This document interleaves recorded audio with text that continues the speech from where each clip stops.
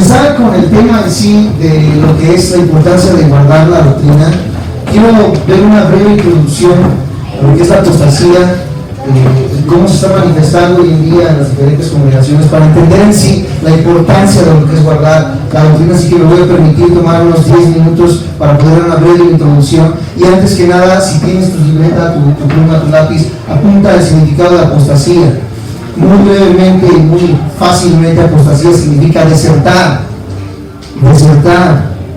o un abandono deliberado de la fe. Eso es la apostasía. Los apóstatas son nada más y nada menos que desertores de la fe, personas que deliberadamente se han apartado de la fe, personas que deliberadamente se han hecho a un lado de la fe. Lo impresionante que vamos a ver esta mañana es que muchas personas hoy en día pueden estar dentro de las iglesias y estar apostatando aún así.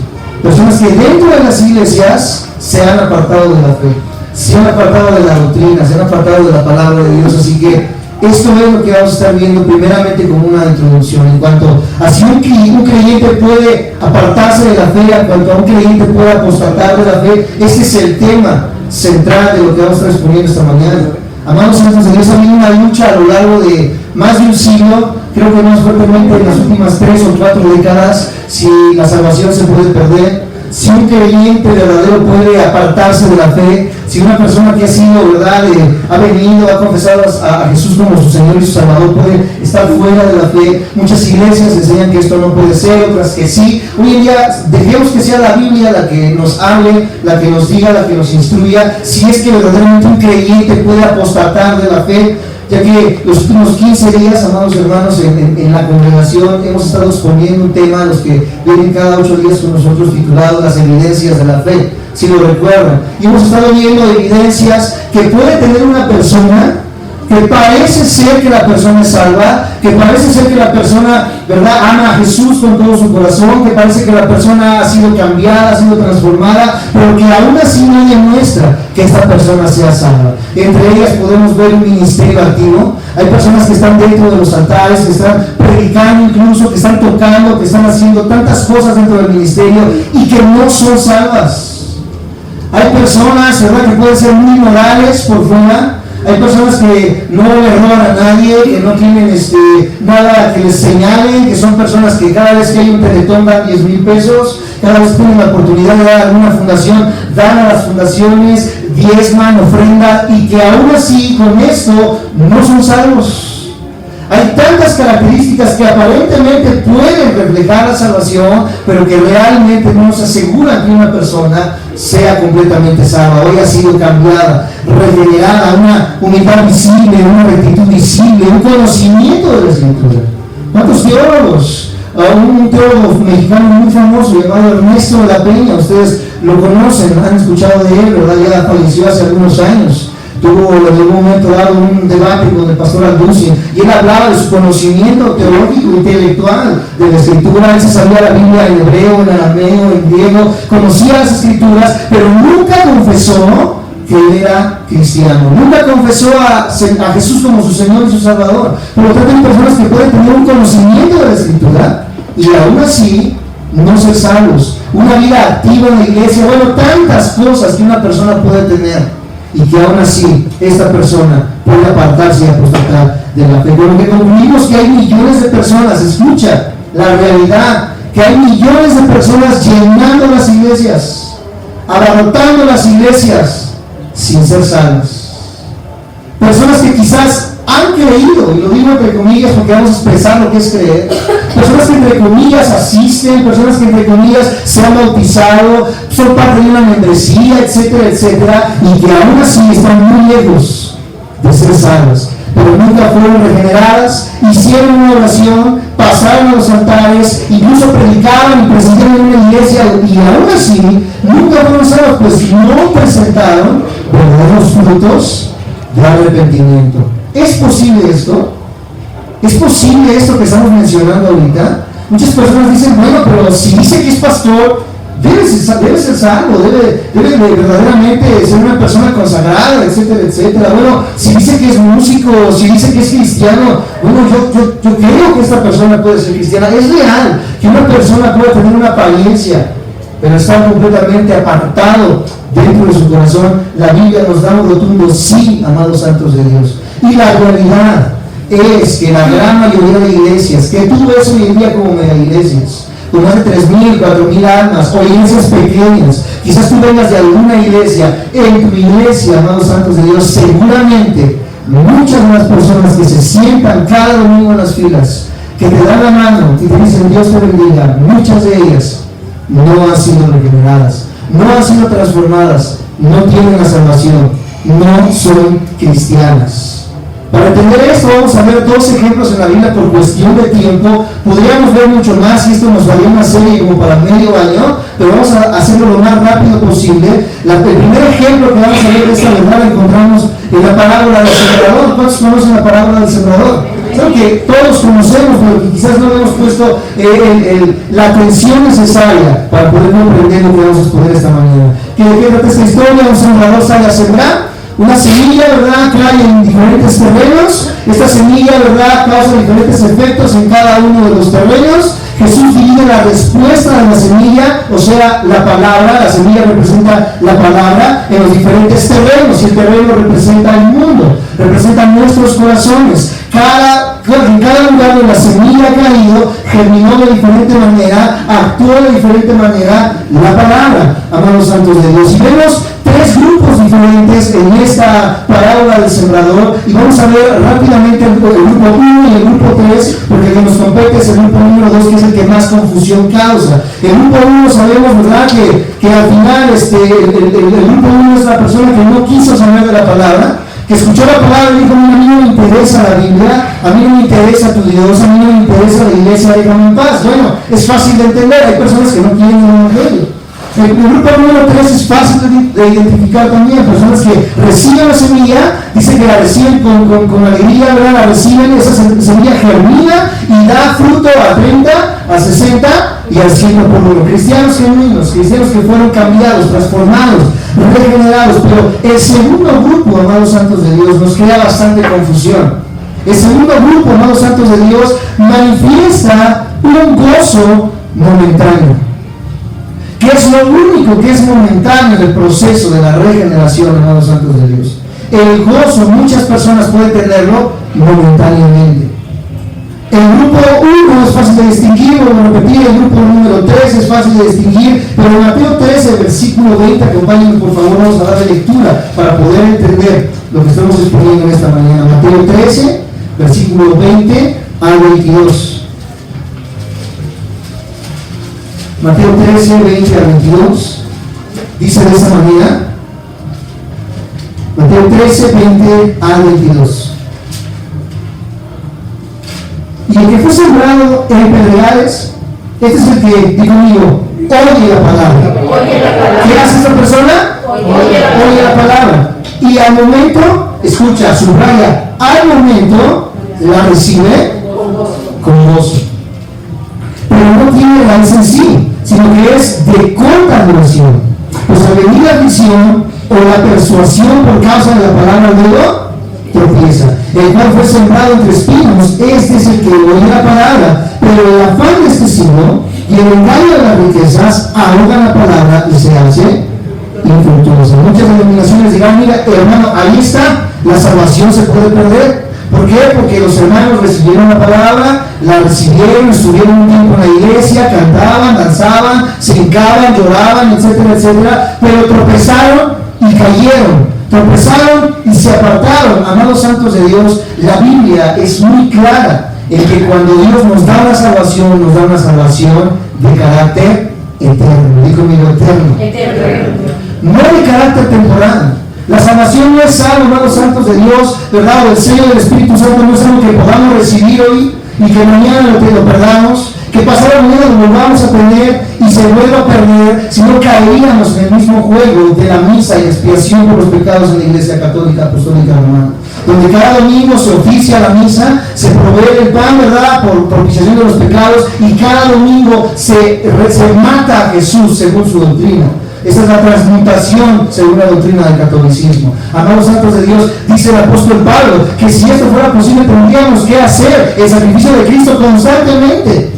Pero Cristo murió una vez y fue suficiente, amados santos de Dios, para proveernos de una salvación de carácter eterno.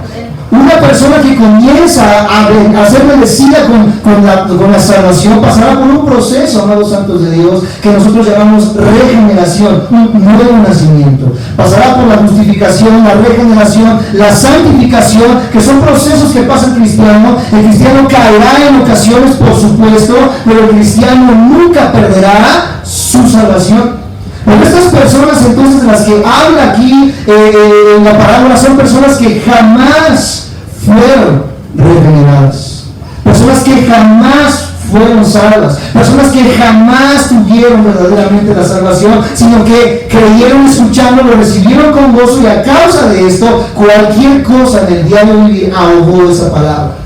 Una persona, amados santos de Dios, que no da frutos de salvación, que no da frutos de arrepentimiento, es una persona de la cual dudamos nosotros que sea una persona que haya sido salvada. Ella tiene algo que se llama el gozo de la salvación, lo único que es temporal y que se puede perder. Es el primer ejemplo que encontramos nosotros aquí. El segundo ejemplo, acompáñenme por favor a Hechos capítulo 8. Hechos capítulo 8.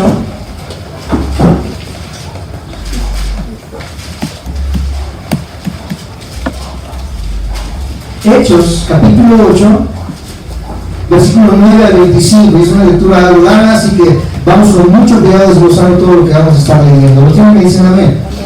Hechos, capítulo 8, versículo 9 al 25. Dice de esta manera: pero había un hombre llamado como Simón, que antes ejercía, ¿qué cosa? La magia en aquella ciudad. Y había engañado a la gente de Samaria, haciéndose pasar por alguien. A este oían atentamente todos, desde el más pequeño hasta el más grande, diciendo: ese es el gran poder de Dios. Y están atentos, porque con sus artes mágicas les había engañado mucho tiempo. Pero cuando creyeron a Felipe, que anunciaba el evangelio del reino de Dios, y en el nombre de Jesucristo se bautizaban hombres y mujeres.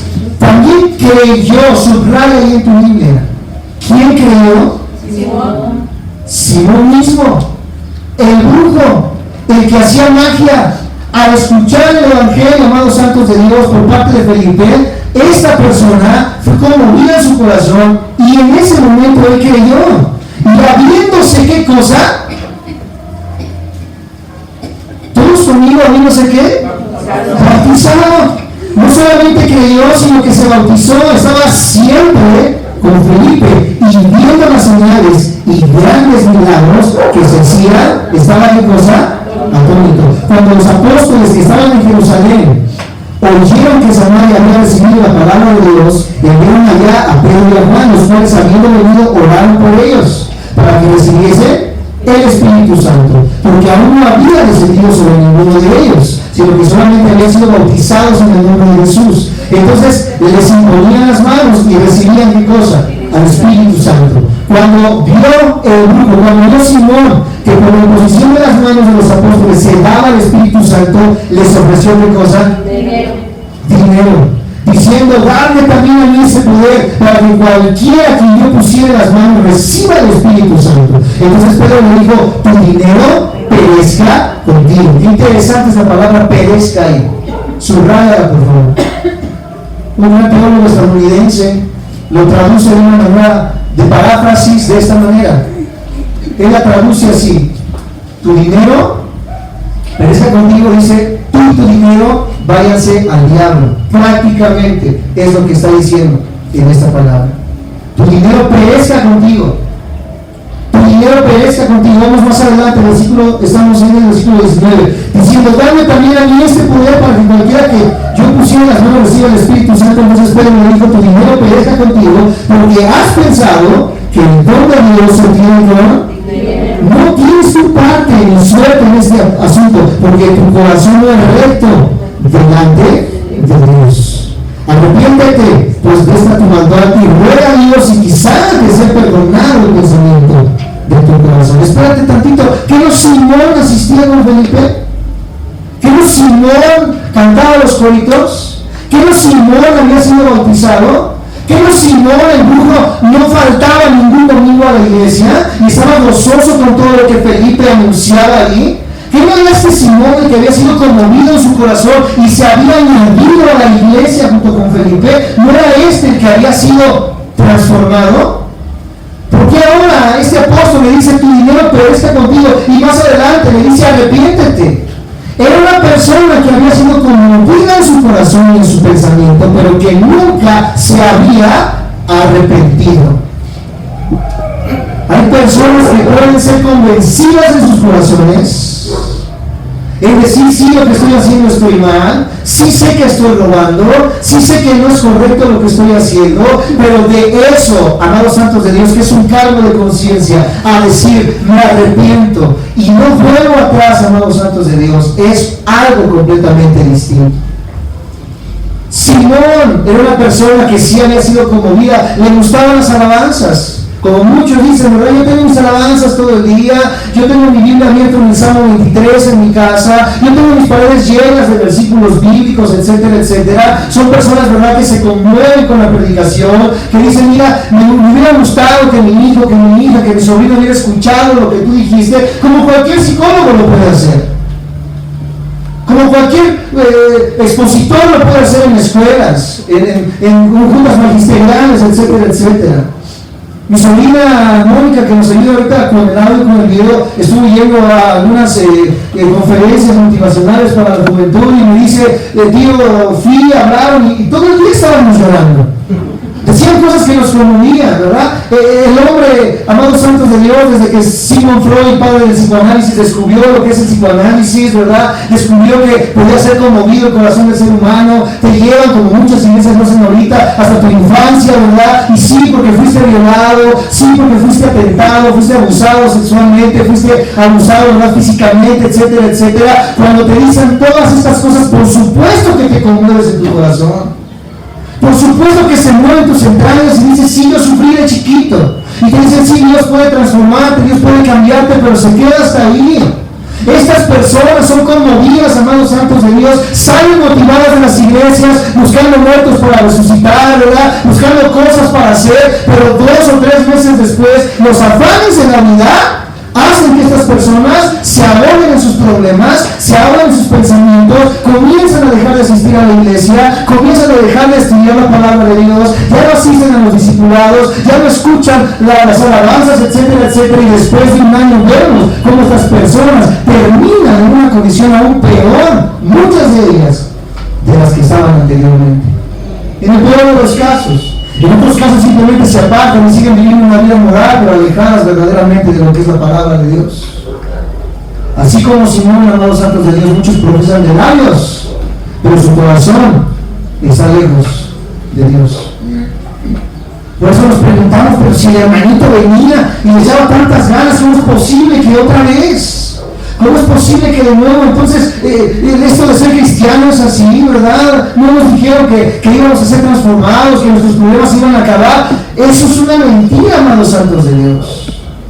Los problemas en esta vida, amados hermanos, nunca se van a acabar. A diferencia de la persona incrédula, nosotros, cuando sufrimos, cuando pasamos oprobios, humillaciones, problemas, nosotros somos beneficiados con todo ello. Las personas que no tienen a Jesús, que no lo han confesado como su Señor, sufren de otra manera, pero la vida es un sufrimiento en muchos aspectos. Como iglesia, nosotros no podemos prometerles que todos sus problemas se van a acabar, al contrario, hay veces que los problemas van a venir para hacer probada nuestra fe. Yo no puedo decirles, amados santos de Dios, como expositor, que todo va a estar bien, que todo va a estar bonito. Jesús fue honesto y dijo, yo los envío como ovejas en medio de lobos, o como dicen en Oaxaca, de mazacuatas y coralillos. La vida no es fácil, amados santos de Dios. La iglesia está inmersa y está mezclada entre semilla y trigo. En la iglesia va a haber lobos rapaces. Los líderes son, muchos de ellos, lobos rapaces que están buscando solamente consumir, amados santos de Dios, que solamente están buscando trasquilar a las ovejas. Muchos de los hermanos que están sentados hoy en día en las iglesias están viviendo una falsedad en su cristianismo. Y eso es lo que nos muestra en estos pasajes. Vamos un poco más adelante para terminar la idea de Simón y pasar a lo que sigue. Le dice en el versículo 22: arrepíntete pues de esta tu maldad y ruega a Dios y quizás te sea perdonado. Él mismo dudaba. Ruega a Dios y quizá pueda ser perdonado. Él dudaba de que lo que estaba haciendo Simón pudiese ser perdonado por la convicción en la que estaba su corazón. Porque en lleno de amargura y en prisión de maldad veo que estás. No cantabas, no adorabas. Él podía discernir en su corazón que esta persona sería aprisionada en el pecado. Respondiendo entonces Simón dijo: rogad nosotros por mí al Señor, para que nada de esto acontezca. Y ellos, habiendo testificado y hablando la palabra de Dios, se volvieron a Jerusalén, y en muchas poblaciones de los samaritanos anunciaban el evangelio. Simón era uno de tantos. Ustedes recuerdan cuando Jesús daba de comer, cuántas multitudes se acercaban. Y es que es cierto, a todos nos gusta que nos den. Es parte de la condición del ser humano. ¿Cuántas multitudes? Pero cuando Jesús se volvió y les dijo lo que costaba ser discípulo, dice que comenzaron a entristecerse y muchos se alejaron. Porque ciertamente, amados santos de Dios, la palabra de motivación que hoy vemos en las iglesias es sencilla de recibir. Muchos solamente quieren que les rasquen el oído, escuchar cosas bonitas, lisonjeras. Pero cuando somos confrontados con el verdadero evangelio, amados santos de Dios, muchos van a desertar. Muchos van a salir de las iglesias. La Biblia es clara en cuanto a que se puede creer entonces y ser salvo. ¿Escucharon lo que acabo de decir? Se puede creer sin ser salvo. A Simón de Mago se le considera el padre del gnosticismo. ¿Qué es el gnosticismo? Bueno, no sé quién es Dios, pero sé que hay un Dios. Eso es el gnosticismo, ¿verdad? Los masones en sus mesas tienen el Corán, el Tipitaka de Buda, el poco de los Vedas, la Biblia, porque ellos dicen: bueno, yo sé que hay un Dios y Dios es todo, el panteísmo. A Simón se le conoce de esta manera como el padre del gnosticismo, y llama la atención que él causaba asombro y llamaba la atención sobre sí mismo. ¿Con qué? Con milagros. ¿Con qué son atraídas las personas hoy en día en las iglesias? Con milagros. Ven y recibe tu milagro. Noche de milagros. Nosotros estamos diciéndole ahora a Dios cuándo hacer milagros. La iglesia, amados santos de Dios, han convertido y reducido a Dios a simplemente un genio de la lámpara, al cual acudimos solamente cuando tenemos una necesidad. Me dicen amén.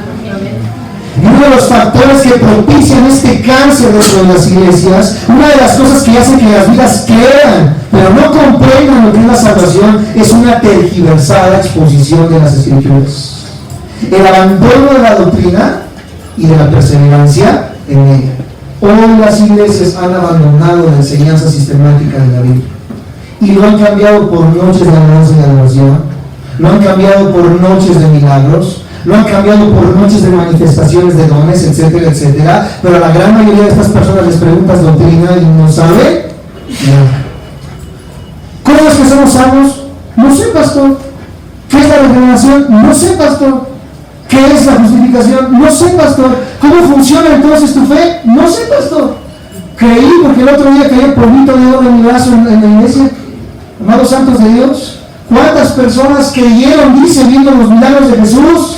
Pero versículos después dice: pero Jesús mismo no se fiaba de ellos. Muchas veces, amados santos de Dios, personas dicen creer por lo que ven, pero la Biblia me dice que no es por el ver, es por el oír. Romanos capítulo 10, y el oír la palabra. ¿Por qué es importante la doctrina en la iglesia? Porque la fe viene por la fe viene por la iglesia, amados santos de Dios, tiene que volver a la enseñanza expositiva de la palabra de Dios, porque la fe viene por el oír, y el oír la palabra de Dios. Entonces, ¿por qué es importante la doctrina, amados santos de Dios? Porque si no hay doctrina, no hay un conocimiento de lo que es la fe. Y si no hay fe, amados santos de Dios, no hay salvación. Porque la salvación es por fe. ¿Me siguen? Me dicen amén. A lo largo de toda la historia, la iglesia siempre ha habido ataques en contra de la doctrina de Cristo. Hablar la verdad ha sido siempre una necesidad a lo largo de todos los tiempos. Voy a dar algunos ejemplos. Si alcanzas a escribirlos, Qué bueno, si no, ¿verdad? Trata de seguirlo lo más rápido que pueda. 1 Corintios 2:2. No le vamos a dar lectura, no se preocupe. Aquí se habla la pasión con la que Pablo dice, ¿verdad? Y habla acerca de la gente que estaba haciendo lo contrario en Corinto. En Gálatas 4 nos habla el apóstol Pablo de no regresar a las obras de la ley. En Colosenses 2 se estaban predicando filosofías y huecas sutilezas. En Filipenses 3 había gente enemiga de la cruz, predicando solamente por ambición. El mismo Pedro en Gálatas, ahí sí acompáñenme por favor, en Gálatas 2 se estaba apartando de la doctrina. Gálatas capítulo 2, versículo de 11 al 14. Cuando me dicen amén. Dice, pero cuando Pedro vino a Antioquía, le resistí cara a cara, Pablo contra Pedro, porque era de condenar, pues antes que viniesen algunos de parte de Jacobo, comía con los gentiles, pero después que vinieron se retraía y se apartaba porque tenía miedo de los de la circuncisión. Y en su simulación participaban también los otros judíos, de tal manera que un Bernabé fue también arrastrado por la hipocresía de ¿quién? Del apóstol Pedro. El apóstol Pedro, hermanos santos de Dios, estaba temiendo por los mismos judíos que había llegado a la iglesia. ¿Por qué? Porque vemos el problema cuando el concilio de Jerusalén, ¿lo recuerdan? Cuando estaba volviéndose a las leyes, estaban volviendo a la ley una vez más, la circuncisión, etcétera, etcétera, y imponiéndosela a los gentiles. Pero, ¿verdad? Él tenía vergüenza de esto. Sí comía con los gentiles, pero cuando venían que venían los judíos, se regresaba con ellos. Y aquí Pablo le dice, eres un hipócrita, Pedro. Eres un hipócrita, Bernabé. Es lo que estamos viendo en estos pasajes. Hasta el versículo 14 dijimos. Pero cuando vi que no andaban rectamente conforme a la verdad del Evangelio, dije a Pedro delante de todos, si tú siendo judío, vives como los gentiles y no como judío, ¿por qué obligas a los gentiles a regresar? Vemos que desde la iglesia primitiva ya se estaba adulterando el Evangelio. Gálatas 1:5, ¿qué nos dice? Si alguno viene con un Evangelio diferente del que hemos anunciado, sea anatema. Porque hay muchos que os perturban y quieren pervertir el Evangelio de Cristo. Esta es la realidad de la iglesia hoy en día, amados santos de Dios. Yo escucho a miles de pastores en la radio, en la televisión, diciendo, estamos viviendo el mayor avivamiento de la historia. México, amados santos de Dios, dice, Ecatepec es uno de los municipios con más índice de delincuencia, con más índice de feminicidios, con más índice de robos. Yo te digo, ¿esto es un avivamiento? Avivamiento no es ver gente tirada en los suelos. Avivamiento no es un montón de gente hablando en lenguas. Avivamiento no es un montón de gente haciendo cosas extrañas. Avivamiento es una vuelta a la palabra de Dios. Esto es un verdadero avivamiento, amados santos de Dios, porque esto es lo que transforma, lo que cambia una sociedad verdaderamente, como lo vimos en tiempos pasados. Pero el primer ataque que vimos contra la doctrina ocurrió tempranamente en el jardín del Edén, cuando la serpiente con su astucia vino con Eva y le dijo, con que Dios ha dicho. Ya Dios había dado una palabra específica, no comerás del árbol. Satanás le dice, ¿tú le crees? No, si lo haces vas a ser como Dios. ¿Qué cosa? La perversión de la doctrina. La perversión de la doctrina. Pero, amados santos de Dios, esa es la manera en la que Satanás siempre ha obrado. Cambiando la verdad por la mentira, ya que Él es el padre de mentira, como dice 2 Corintios 11. Apúntenlo, lo leen en sus casas. Dice que Satanás se disfraza de ángel de luz. Y que incluso los que le siguen se disfrazan como obreros de justicia. Por lo tanto, concluimos entonces que la doctrina importa, ¿verdad que sí? Muchos me comentan y dicen, no hables de doctrina en la iglesia. La doctrina divide. Mira, es que yo no te puedo hablar de otra cosa. La salvación es por fe. Eso es una doctrina. Jesús es el Hijo de Dios. Eso es una doctrina. Soy santificado. Eso es una doctrina. Yo no te puedo hablar nada que no sea una doctrina, amados santos de Dios. Tenemos entonces que poner importancia a la doctrina. Si digo que la salvación, si digo que somos salvos por gracia, todo ello es una doctrina. Por ello Pablo le hace hincapié a Timoteo cuando le está entregando el pastorado a que guarde la doctrina, ya que la falsa doctrina se ha encargado de llenar las iglesias. La falsa doctrina es atrayente, es dulce, es amigable al oído, es sutil, es fácil de tragar. Solo veamos cómo está la iglesia hoy en día. Gente con experiencias, pero sin Biblia. Gente con experiencias, pero sin palabra. Millones de personas siendo robadas, estafadas por autoproclamados pastores. ¿Quieres ser bendecido? Entrégame las llaves de tu coche.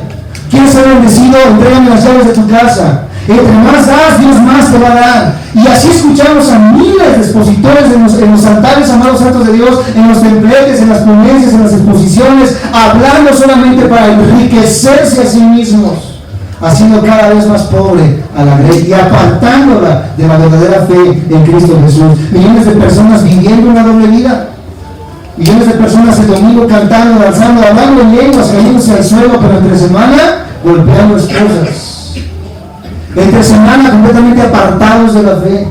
Entre semana robando, difamando, etcétera, etcétera. Esto es un avivamiento, amados santos de Dios, en lo absoluto. Miles de pastores siendo descubiertos en problemas de dinero, en abuso de confianza. Amados santos de Dios, veíamos hace unos 2 meses atrás, lo voy a decir abiertamente, ¿verdad? Y lo vamos a ver un poco más adelante en la ponencia. Se estaba vinculando a Cash Luna, ¿sí lo vieron en internet? Con una de las grandes narcotraficantes de América Latina. Descubrieron que la mansión de Cash Luna estaba justo al lado de la mansión de la narcotraficante. Y muchas de las personas están dando testimonio que el dinero de donde vino para construir Casa de Dios venía del narcotráfico. No se ha reconocido nada aún, no se ha puesto nada aún, amados santos de Dios, pero estamos viendo la verdad de la palabra de Dios. No hay nada oculto que no vaya a ser descubierto. Miles de pastores se están vendiendo, amados hermanos, por un plato de lentejas, por posición, por un automóvil, por una casa, por vestirse mejor. Porque los hijos, ¿verdad?, van a ir a una mejor escuela, etcétera, etcétera. Se está sangrando a la iglesia cuando lo que tenemos que hacer es llevarlos al evangelio de la vida en Cristo Jesús. Segunda de Timoteo, vamos ya sentando el estudio en esta mañana. Esta es la segunda parte de mi exposición. Segunda de Timoteo 1, 13 al 18, entendiendo que un cristiano que ha sido salvado no puede apartarse, pero aquella persona que ha creído, ¿verdad?, de una manera superficial, sí, puede apostatar. Segunda de Timoteo 1, 13 al 18, cuando lo tengan me dicen amén. Retén, digan todos conmigo, retén. ¿Qué tenemos que retener? La palabra retén habla acerca de abrazar, de no dejar ir, de apretar, amados santos de Dios. Retén la forma de qué? De las sanas palabras. La forma está hablando acerca de algo que fue entregado específicamente, de una forma específica. ¿Cuál es esa forma específica? Una forma sana, di conmigo sana. De las sanas palabras que de mí oíste en la fe y en el amor que es en Cristo Jesús. Guarda en buen depósito del Espíritu Santo que mora en nosotros. Ya sabes esto, que abandonaron todos los que estaban en Asia, de los cuales son, ¿qué? Filemón y Hermógenes. Pablo nunca se mordió la lengua para decir nombres. Hoy en día les dicen, ¿verdad? Sí, no expongas a estos pastores. Mira, si lo hacemos solamente por el hecho de difamar, de hablar con resentimiento, de hablar con cierto odio, etcétera, etcétera, por supuesto que está mal. Pero si lo hacemos con el único deseo de que las vidas despierten, amados santos de Dios, eso es lo que Pablo hacía y eso es lo que nosotros tenemos que hacer. Ya sabes esto, que me abandonaron todos, dice Fígenes y Hermógenes. Tenga el Señor misericordia de la casa de Onesíforo, porque muchas veces me confortó y no se avergonzó de mis cadenas. Pablo nunca se avergonzó, amados santos de Dios, de lo que él estaba sufriendo. Nosotros venimos, la última red a la que pertenecimos de iglesia, una iglesia muy grande, en la cual se daban cita cerca de 5,000 personas en 4 diferentes reuniones. Una vez escuchábamos uno de los ponentes, nos reservamos el nombre, que decía: amados hermanos, tú como pastor tienes que vestirte bien. Nunca se te ocurra predicar el evangelio con un saquito roto. Nunca se te ocurra predicar el evangelio con un zapato sucio, porque ¿qué imagen vas a dar de Cristo? ¿Se imaginan a Pablo diciendo estas cosas? Miren, ahorita diría Pablo, ¿verdad?, en fiesta ahí de 5 estrellas, porque vamos a pasar al congreso ahí en Roma. Necesito que el hermano Lucífero me traiga, ¿verdad?, la limusina, que me dé mi agua voz, ¿verdad?, que yo vaya a pasar a la tintorería a recoger mi traje de Roberts, porque vamos a estar exponiendo y yo sé que va a haber una gran cosecha de almas. Amados santos de Dios, el apóstol Pablo está escribiendo esta carta desde la cárcel, con cadenas, con grilletes en sus manos, con la misma vestimenta en la que los metían a la cárcel, haciendo sus necesidades en el mismo lugar donde estaban colgados. Hoy el evangelio no es para nada el evangelio de la iglesia primitiva. Hoy el evangelio que se predica en las iglesias no es para nada, ni se acerca la más mínima porción del evangelio, hermanos santos de Dios, que se predicaba en aquellos días. Hoy todo es solamente lo que Dios me pueda dar, lo que yo pueda recibir de Dios, y si no me da, me voy con los mormones. Si no me da, me voy con los de Pablo de Sufrir, ahí sí me dan, ahí sí se hace realidad. Primera de Timoteo, vamos a capítulo 4, versículo 1, y estamos terminando ya. Primera de Timoteo, capítulo 4, versículo 1, cuando lo tengan me dicen amén. Dice de esta manera, Primera de Timoteo 4, 1, pero el Espíritu dice claramente, no cabe duda, que en los postreros tiempos algunos apostatarán de la fe, escuchando espíritus engañadores y doctrinas de demonios por la hipocresía de mentirosos que teniendo cauterizada la conciencia podrían casarse y mandarán a ofrecerse de alimentos que Dios creó para que con acción de gracias participen de ellos los creyentes y los que han conocido la verdad. Porque todo lo que Dios creó es bueno y nada es desechable si se toma con acción de gracias, porque por la palabra de Dios y por la oración es santificada, por la hipocresía de muchos. Muchos de los que están delante de los templetes, amados santos de Dios, están viviendo una hipocresía. Muchas personas, amados santos de Dios, conocen la doctrina, esto es lo peor. Hemos hablado con pastores amigos de muchos años que conocen la doctrina, que conocen la enseñanza, pero que no pueden dejar el estilo de vida que llevan. No pueden caminar a pie, no pueden vivir en una casa humilde, no pueden comer, ¿verdad?, sus frijolitos, sus aguayocotitos, su quesito, ¿verdad? Se han acostumbrado a comer en restaurantes, se han acostumbrado a vivir de una manera, de una posición social alta, etcétera, etcétera, y aún conociendo la verdad del Evangelio, prefieren predicar solamente bendición, pura hipocresía. Qué tristeza, amados santos de Dios, lo que está viviendo la iglesia hoy en día.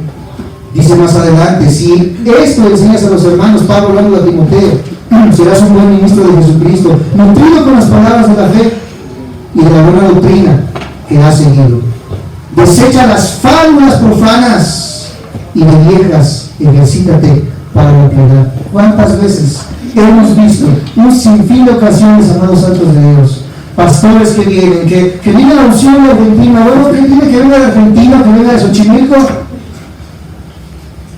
Yo no veo absolutamente ninguna diferencia. El mismo Dios de Argentina es el mismo Dios de México. ¿Cuántos dicen amén? Amén. ¿Cómo no es que viene el pastor de Honduras? Trae la unción bien fuerte este hermano. Amados santos de Dios, con la misma unción con la que fue sellado ese hermano, fuiste sellado tú. Es el sello del Espíritu Santo. ¿Qué otra unción estamos hablando? ¿De qué otro sello estamos hablando? ¿Qué hace diferente ese hermano de nosotros? Quizás que él es chinito o es güerito, pero no es nada diferente a nosotros. Igual si yo voy a Argentina, dirán, viene la unción de México. Entonces, wow, viene un mexicano. Y no saben que aquí yo ando con mis chanclas, con mis shorts. Voy a la esquina y como cualquier otra persona, etcétera, etcétera. Hemos demonizado a los pastores.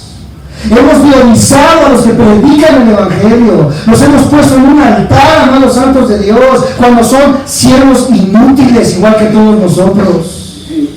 Y ahí los tenemos, pastor, mire, venga. Por supuesto que tenemos que orar a los pastores, es algo a lo que se nos ha enviado, orar por ellos, velar también por ellos, porque ellos velan por nuestras almas. Pero en el momento en que le damos prerrogativas divinas a los pastores, venga a ungir mi casa, venga a ungir mi coche, venga a ungir mi vida, etcétera, etcétera, y le estamos quitando el poder a Dios y al Espíritu Santo, hemos apostatado de la fe. Nos hemos apartado del verdadero Evangelio, amados santos de Dios.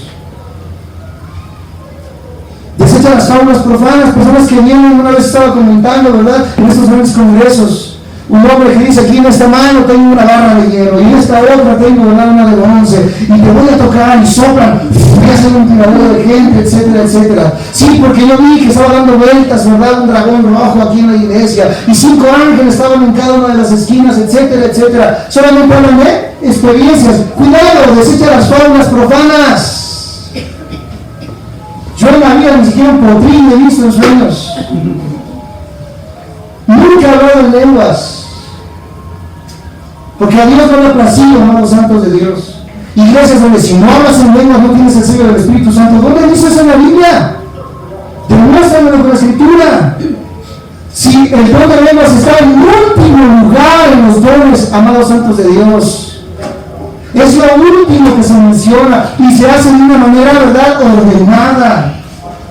¿Por qué caemos en todos estos extremos? ¿Por qué caemos en todas estas herejías? ¿Por qué caemos en todas estas cosas erradas? Porque no hemos guardado la doctrina, no hemos guardado la palabra, no hemos tenido, amados santos de Dios, en nuestro corazón el deseo de verdaderamente estudiar con seriedad la Escritura. Dice el versículo 8, porque el ejercicio corporal para poco es provechoso, pero la piedad para todo aprovecha, pues tiene promesa de esta vida presente y de la venidera. Palabra fiel es esta y digna de ser recibida para todos, que por esto mismo trabajamos y sufrimos. ¿Qué cosa?